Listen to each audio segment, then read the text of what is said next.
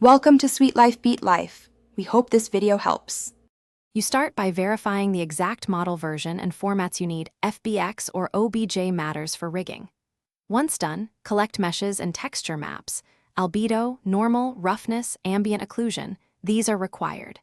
Next, import the base life together buoy into your 3D app and set scene units and scale to 1:0 so proportions stay consistent.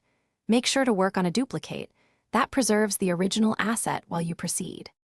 Now you fit the new mesh to the character rig. Align the mesh to the skeleton and check topology for symmetry and correct vertex groups.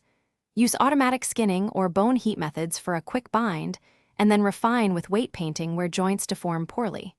Test with standard poses, T-pose, squat, arm raise, to reveal pinching or gaps.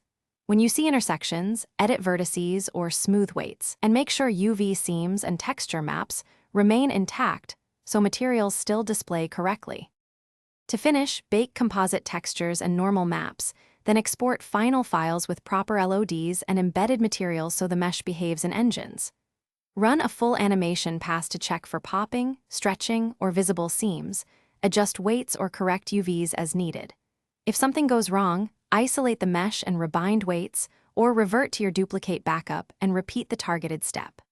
One key troubleshooting tip: when deformations fail, hide other layers and test only the mesh and rig to identify the root cause quickly. Thanks for watching. Consider subscribing if we helped you.